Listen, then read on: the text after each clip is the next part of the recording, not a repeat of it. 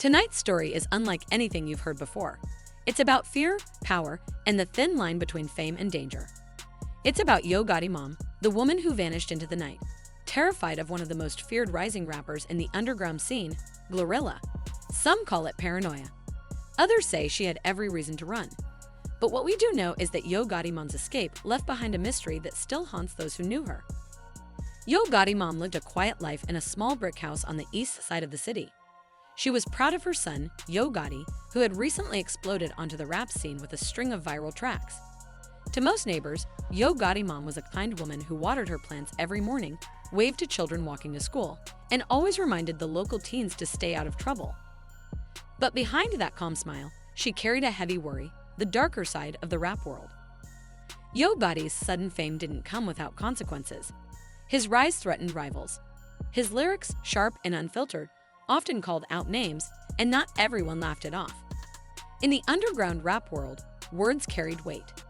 And the heaviest weight of them all was the presence of Glorilla. Glorilla was fierce, unapologetic, and known for her unforgiving nature. Her performances were explosive, her bars cut like knives, and her reputation in the streets was even sharper. Rumors swirled about how she handled those who crossed her. Some said she could dismantle a rival's career with just one freestyle. Others claimed she intimidated families to send a message. Whether true or not, the legend of Glorilla spread like wildfire. And Yo Gotti Mom, she had made the mistake of stepping directly into Glorilla's storm. The tension began 1 week earlier. Yo Gotti Mom, exhausted from the endless noise of rap battles and worried phone calls about her son's safety, decided to do something few in her position would dare. She filed a police complaint against Glorilla. According to reports, she told officers that Glorilla had harassed her family, made threats, and created a climate of fear around her home. Now, in the world Yo Gotti Mom lived in, involving the police was a dangerous gamble. Some would call it brave. Others would call it reckless. Because Glorilla's circle was tight and word traveled fast. Within 48 hours, whispers began circulating that Yo Gotti Mom had crossed a line no one should cross. Glorilla hadn't said a word publicly, but silence was louder than anger.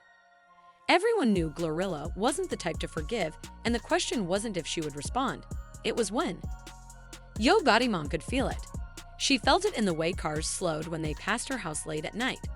She felt it in the way her phone rang with blocked calls and nothing but static on the other end. She felt it in her bones when she looked at her son and wondered if her choice had just painted a target on their backs. It was the middle of August, a hot night where the air itself felt heavy. Yo Gotti Mom tossed and turned in her bed, unable to sleep. Every creak of the floorboards, every dog barking in the distance made her heart race. At 2:17 a.m., she made her decision. Without waking her son, she quietly dressed in a heavy coat, too warm for the season, but it had deep pockets she could hide essentials in. She slipped her old flip phone into one pocket and a wrinkled envelope of cash into the other. She didn't bother with her keys. She didn't bother locking the door. Her only thought was getting as far away from the house as possible. The neighborhood was silent, but not peaceful. The silence felt staged, as if the night itself was holding its breath. As she crept through her backyard and into the alley, she heard the faint rumble of bass echoing from a car stereo. It was distant, but the rhythm was unmistakable, hard-hitting, aggressive, the kind of beat Glorilla favored. Yo Gotti Mom's heart sank. She picked up her pace. To understand why Yo Gotti Mom ran, you have to understand Glorilla. She wasn't just another rapper trying to make a name. She was a force of nature. She had clawed her way out of poverty and chaos, building her brand not just on music but on fear. Glorilla's rivals spoke of her in hushed tones. Some claimed she once hijacked another artist's show by storming the stage and delivering a freestyle so brutal it ended his career on the spot. Others said she blasted her diss tracks through speakers outside people's houses until they moved out. Whether true or exaggerated, one fact remained: nobody wanted to be on Glorilla's bad side. And now, Yo Gotti Mom wasn't just on her bad side.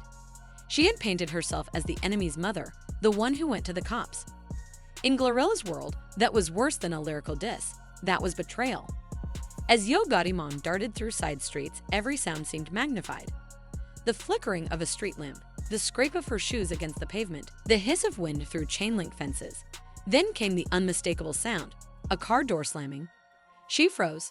Somewhere behind her, a voice echoed down the street. Low, taunting, almost playful. "You can't hide forever, Yo Gotti Mom." The words weren't screamed. They didn't need to be. The calmness in the tone made them more terrifying. She didn't dare look back. Instead, she ran, faster than she thought her legs could carry her. She cut through alleys, vaulted over trash bins, and pressed herself against walls, praying the shadows would swallow her whole. But the sound of footsteps followed. Not rushing, not sprinting. Just steady, deliberate, like someone who knew they had all night. Yo Gotti Mom's mind raced. Where could she go? Who could she trust? She knew calling the police again was pointless. They couldn't watch her every second, and Glorilla's reach stretched further than law enforcement could protect. Friends and neighbors. They'd already distanced themselves the moment her son blew up. Nobody wanted Glorilla's attention. So she ran, and she kept running, slipping deeper into the unlit maze of the city's industrial district. The factories were silent at this hour, their skeletons looming against the night sky. Rusted fences, broken glass, and graffiti-covered walls surrounded her. Here, even the police rarely patrolled. Her breaths grew shallow, her legs heavy, but she forced herself onward. Because somewhere in the darkness, she still heard it, the echo of footsteps. Never close enough to catch her, but never far enough to give hope. However, Yo Gotti Mom had always been known as a strong woman. For years, she had supported her son, Yo Gotti, through every stage of his career. From the small local performances in dimly lit clubs to the bright lights of viral fame, she was there, clapping the loudest, making sure he ate, reminding him to stay grounded.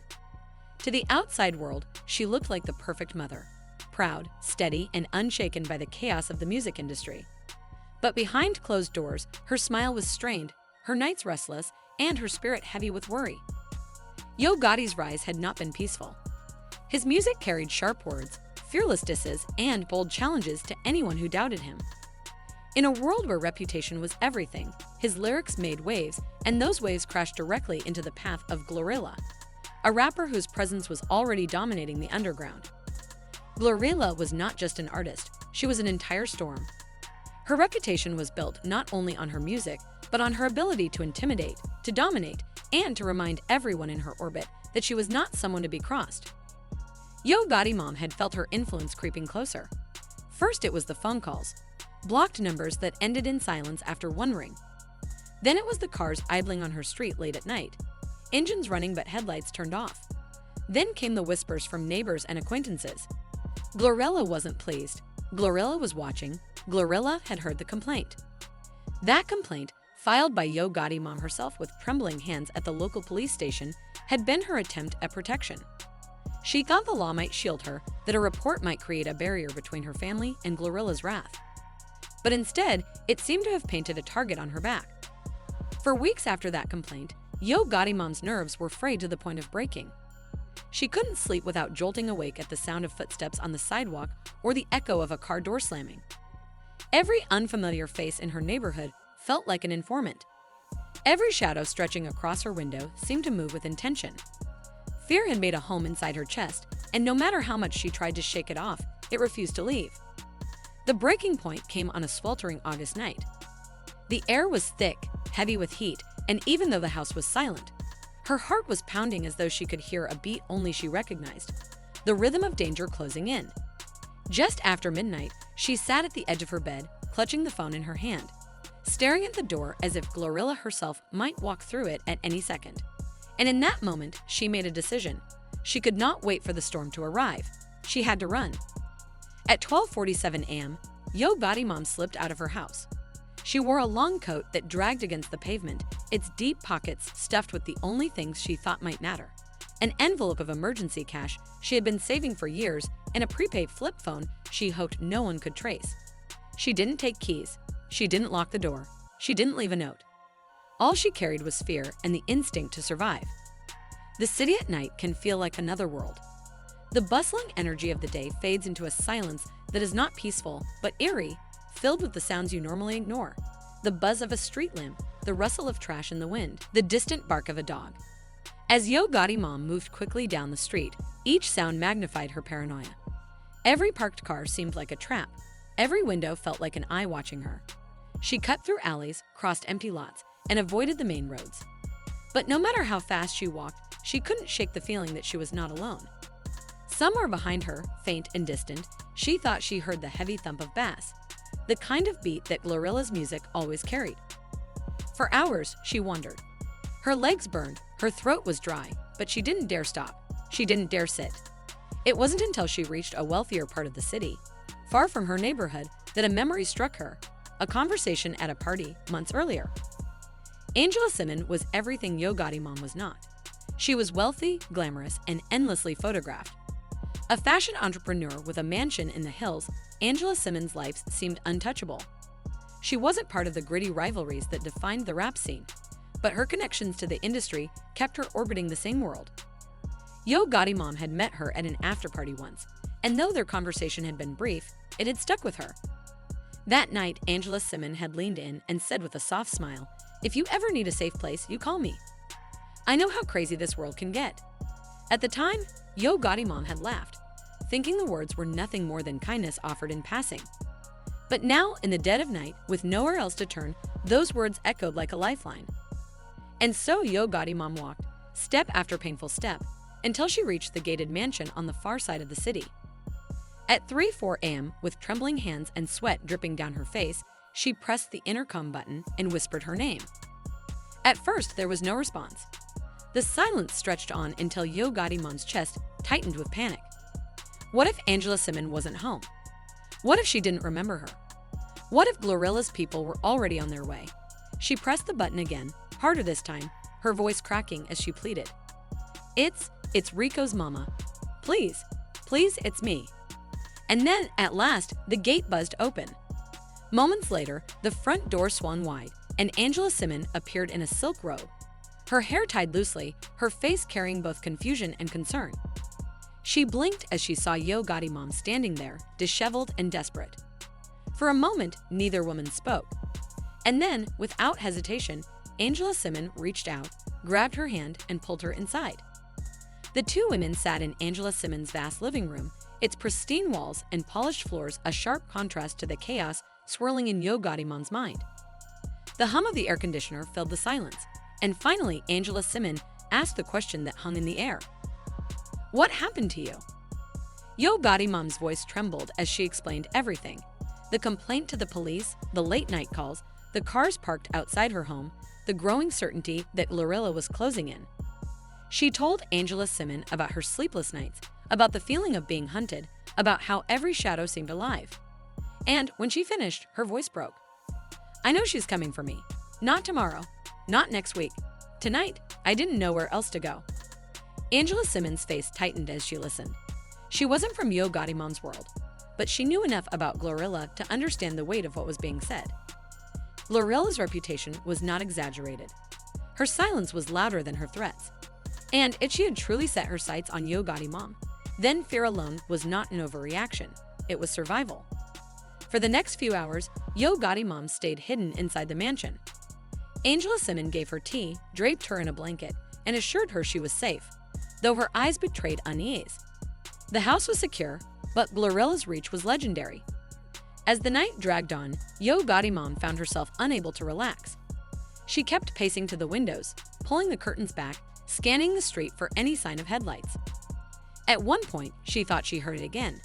Faint music in the distance, the thump of bass carried by the wind. She froze, her pulse racing, as a black SUV crept past the house. Its headlights swept across the lawn before it disappeared down the street. "Is it her?" Yo Gotti Mom whispered. Angela Simmons pulled her away from the window, shaking her head. "It's just a car," she said, but her voice was tight, and her hands trembled slightly. By the time dawn broke, the tension inside the mansion was unbearable. The golden light of sunrise spilled across the marble floors, but it brought no comfort. Yo Gotti Mom knew she couldn't stay. Angela Simmons had given her shelter, but staying any longer would only put her in danger.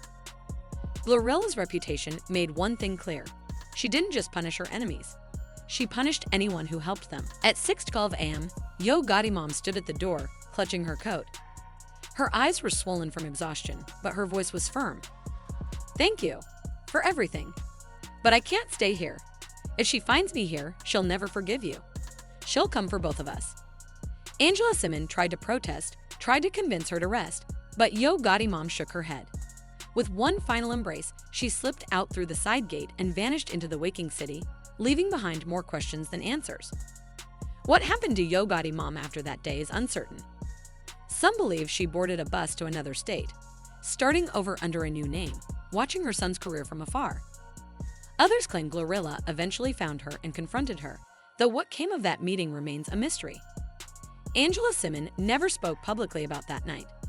When asked in interviews if Yo Gotti mom had ever visited her, she would only smile faintly and change the subject. Glorilla, on the other hand, maintained her silence. She never addressed Yo Gotti mom directly, but weeks later, she released a music video featuring a scene of a woman running through the streets at night, chased by shadows and headlights. The imagery was too specific to ignore. Was it coincidence, a subtle threat, or simply art imitating rumor? No one knew. What happened after that night depends on who you ask. Some say Yo Gotti mom made it out, disappearing into another city where she lives under a new name, watching her son's career from the shadows. Others claim Glorilla eventually caught her and made an example out of her, ensuring nobody else would ever think of crossing her again. But the truth is murky. No official record confirms Yo Gotti mom's whereabouts. The complaint she filed remains on paper, but she never returned to follow up. Neighbors say her house sat empty for months before being sold. Yo Gotti never spoke publicly about his mother's disappearance, though his lyrics grew darker, hinting at betrayal, fear, and revenge. As for Glorilla, she never addressed the rumors. She didn't need to. Her silence kept the legend alive. And for some, that silence was more chilling than any confession could ever be. And so, the story of Yo Gotti mom's midnight escape remains one of hip-hop's strangest urban legends. Was she a frightened mother who overreacted to shadows? Or was she the victim of a feud that went far deeper than anyone realized? We may never know for sure. But one thing is certain, on that hot August night, when Yo Gotti mom slipped out her back door and into the darkness, she believed one truth above all others. Glorilla was coming. If you made it this far, drop a comment. Do you think Yo Gotti mom survived, or was Glorilla always one step ahead? Don't forget to like, subscribe, and stay tuned, because this story is far from over.